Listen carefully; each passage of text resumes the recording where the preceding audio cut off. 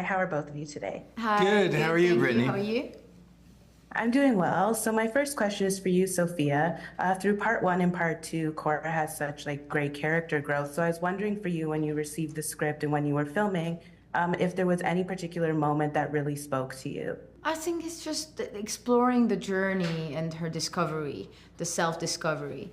And, she comes from such a tough past and tormented circumstances. It was what spoke to me is the fact that she gives herself a chance for an alternative and that she does recognize the goodness in people and the opportunities that she could give herself, a better future and recognize these things. So for me, it was fine. It was fun to find these moments and to explore them, and it was just finding hope for her.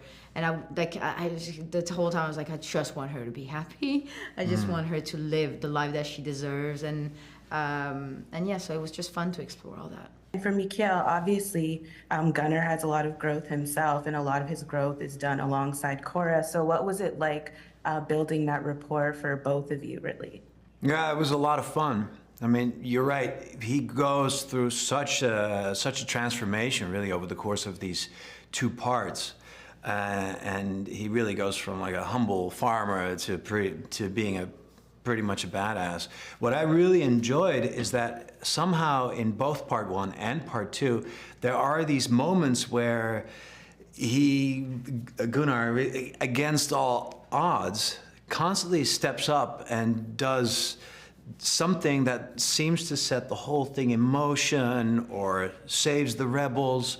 And that's so satisfying to play. You know, I'm thinking of the moment now where Cora early in part two is willing to give herself in, and Gunnar cannot accept it and fires a shot that basically is the sort of like the call to arms for the rebels, and it's just so satisfying, you know, to be allowed to play the guy that does that, and yeah, it was good. And for both of you, I just wanted to ask, what was it like working with Zach, like creating the characters and filming both parts one and parts two?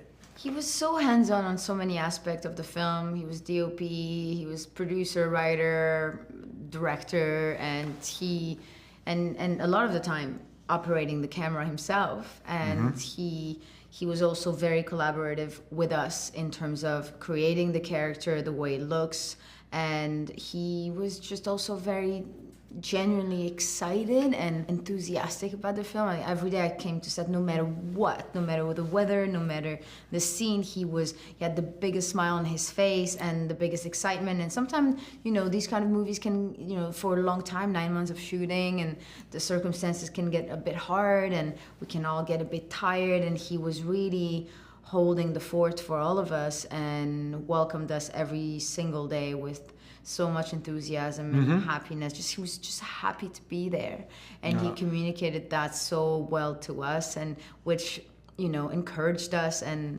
motivated us to do our best and to we wanted to be there and just deliver to him the best we possibly could, because when you see him and everything he does there, it's like you have no excuse. You only have one thing to do: memorize your line, put your costume on, and show up. Still three things, but you're right. I mean. And my last question for you both is just, what do you hope fans get from part two of this movie? I hope they enjoy the ride, and I think that underneath all the action, and there is probably, hopefully, a message of hope, and I hope that resonates with our audience. Yeah, and also I hope that they get a moment, a window outside of their own lives where they get to be entertained and get their imaginative mind going, and before they go back to their own lives, and hopefully that they had had a good time with us and that it was fun for them. It's meant to be entertaining and fun. For sure. Thank you both so much for your time, and congrats on the film. Thank you so much. Thank you.